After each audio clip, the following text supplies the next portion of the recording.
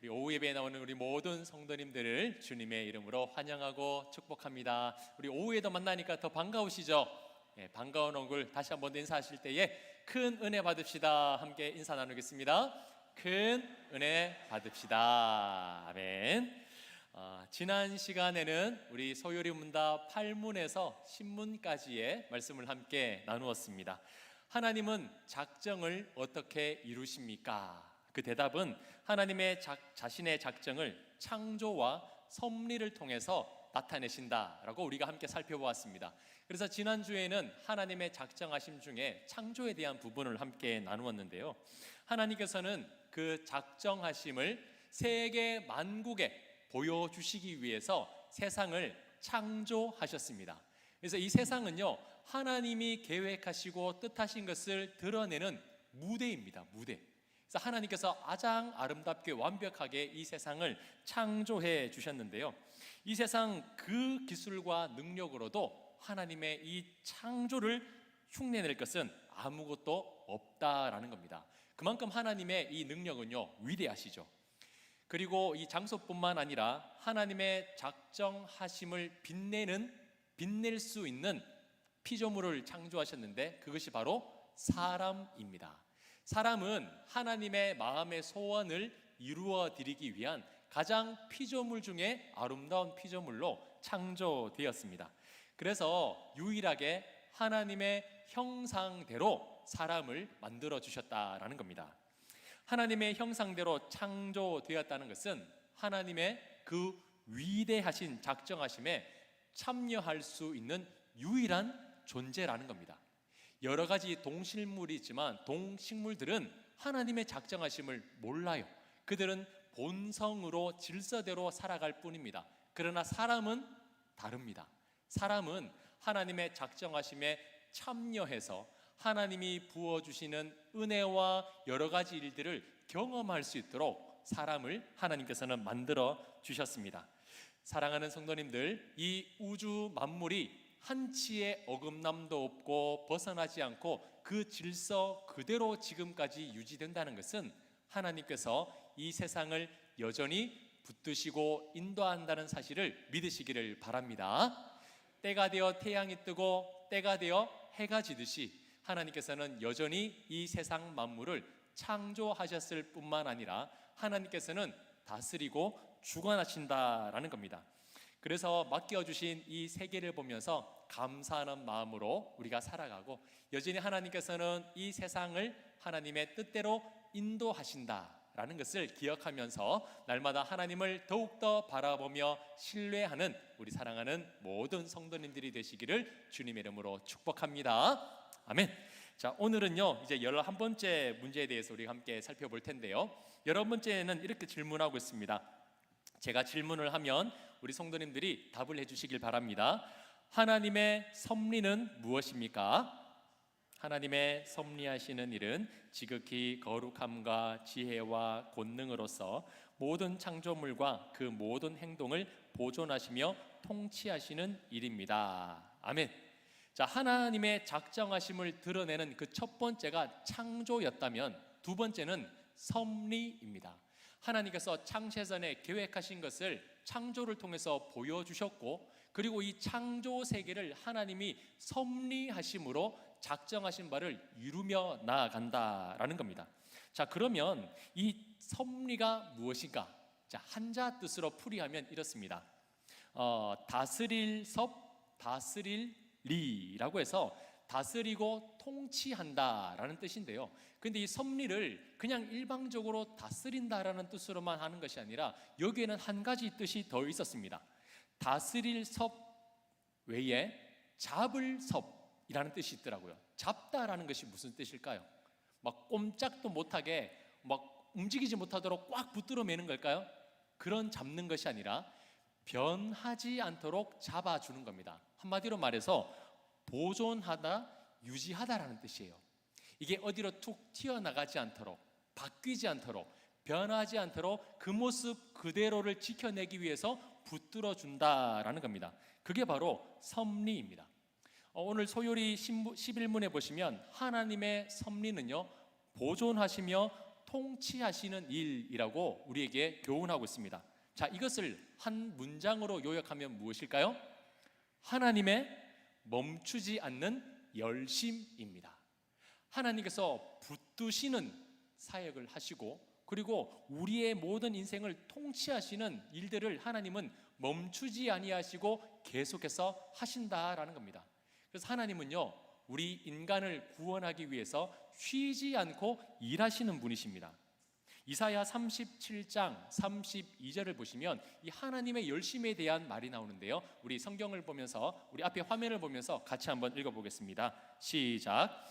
이는 남은 자가 예루살렘에서 나오며 피하는 자가 시온산에서 나올 것임이라. 만군의 여호와의 열심히 이를 이루시리이다. 아멘.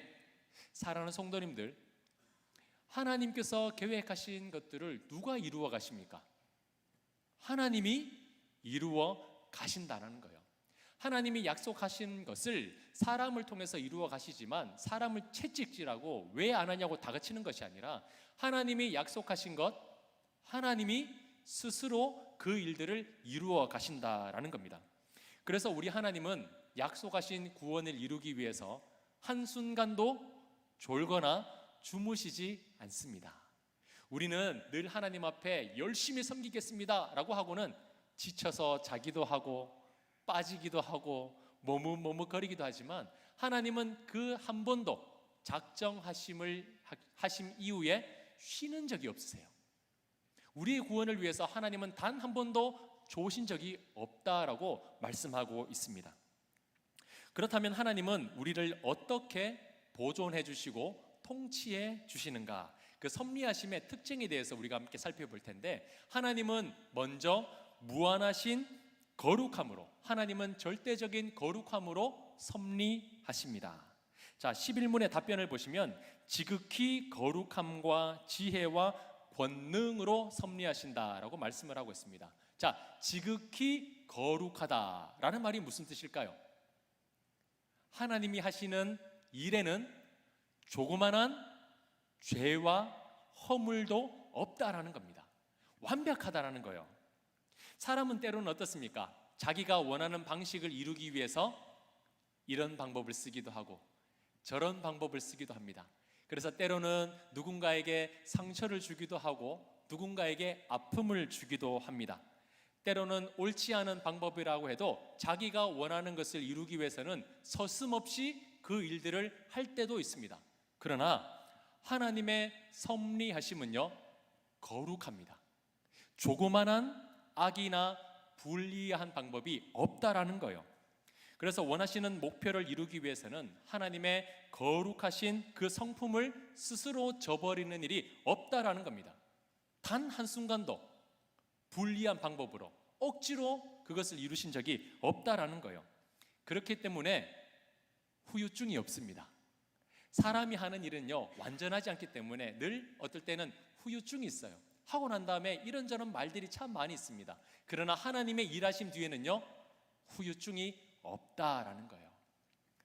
나라의 지도자들이나 정치인들 한번 보십시오. 저 사람이야말로 정말 이 나라를 이끌어갈 수 있는 훌륭한 사람이야. 야, 너무나 깨끗하게 살지 않아? 너무나 아름답게 모든 사람의 모범이 돼. 와, 교회 지도자도 마찬가지입니다. 겉보기에는 그런데 막상 뚜껑을 열어보면 어떻습니까? 저 사람이 이런 일도 했어? 아니, 저 사람이 이런 일도 했단 말이야? 깜짝 놀랄 때가 얼마나 많이 있습니까? 하나님은 결코 이 세상의 지도자들과 같지 않습니다. 하나님은 달라요. 하나님은 오직 거룩함으로 역사하시기 때문에 우리 또한 하나님의 일하심을 통해서 거룩함의 영향력을 받을 수밖에 없다라는 겁니다. 그래서 우리가 하나님의 뜻 안에서 하나님을 위해 섬기면요, 그 거룩하심의 영향을 받기 때문에 우리 또한 거룩함으로 지어지게 됩니다. 그런데 하나님의 거룩하심에서 멀어지게 되면요, 그 어떠한 방법이라도 반드시 후유증이 있기 마련입니다. 보기에는 빨리 되는 것 같고 보기에는 잘 되는 것 같지만 거룩에서 벗어나는 것은 반드시 언젠가는 문제가 생긴다라는 거예요. 사랑하는 성도님들, 하나님은 지극한 거룩하심으로 우리를 섭리하신다는 사실을 믿으시기를 바랍니다. 그 거룩하심은 절대 조그만한 허물과 죄악과 불의가 없는 완전한 방법이라는 것을 우리는 믿기를 원합니다. 자, 두 번째, 하나님은 어떻게 섭리하시는가? 지혜로 섭리하십니다. 지혜. 자, 우리 성도님들, 하나님의 그 작정하심과 계획을 모두 다 알고 계시는 분 계십니까? 혹시?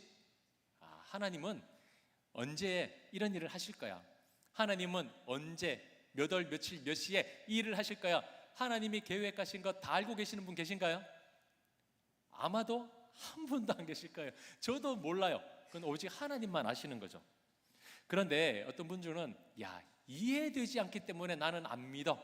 하나님, 아이고 상식적이어야 되지 내가 믿지 라고 하는 사람이 있는데, 여러분들, 내가 상식적으로 이해가 되는 존재가 신일까요?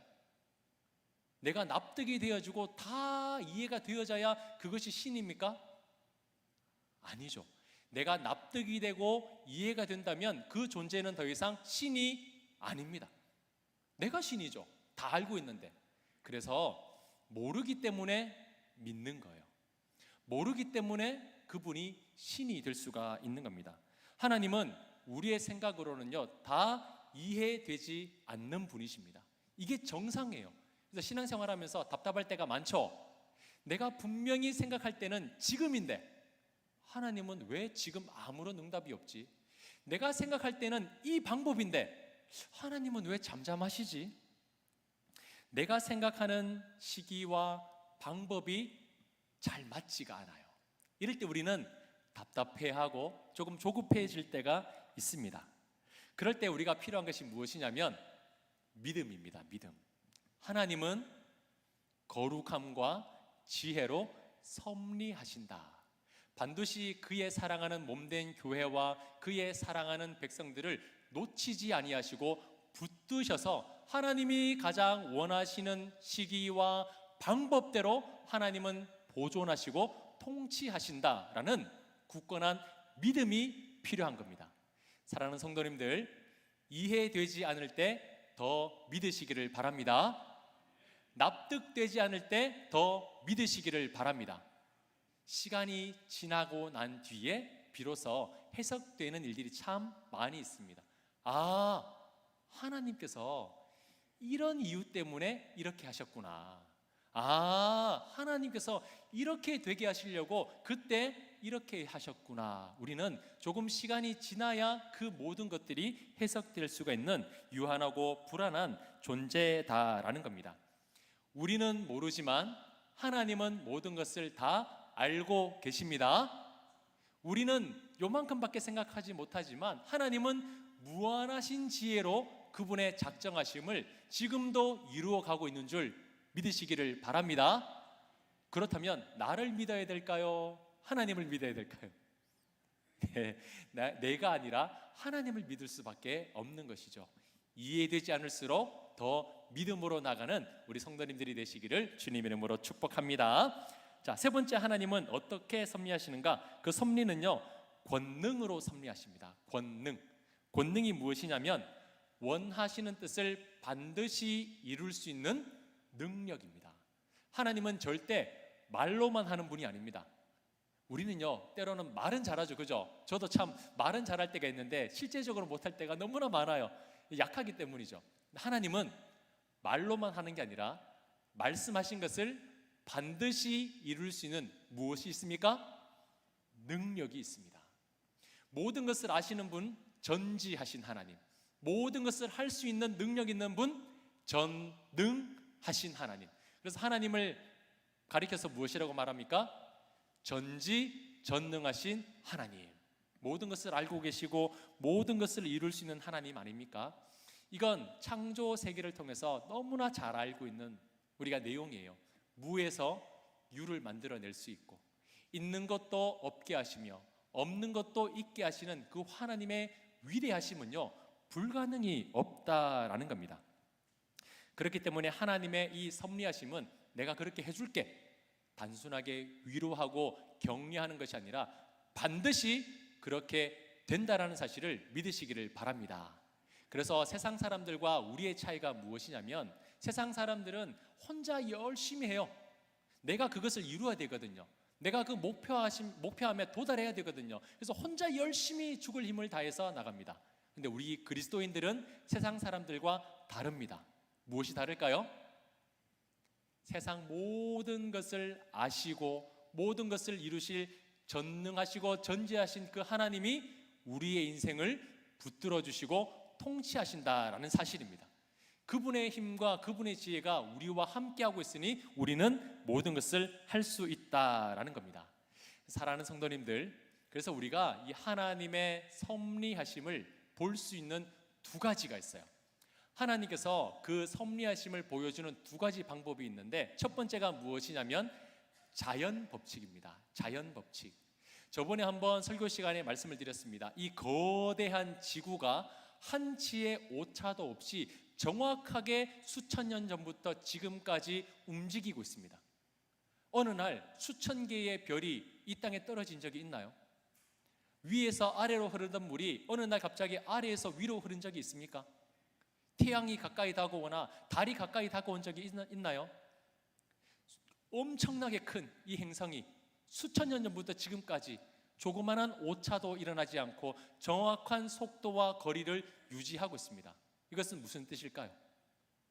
그 우주를 창조하신 하나님이 여전히 이 세상을 주관하고 계신다라는 겁니다. 그 능력은 단 한순간도 변화된 적이 없습니다. 이 자연 법칙 안에 하나님의 손길이 담겨 있습니다.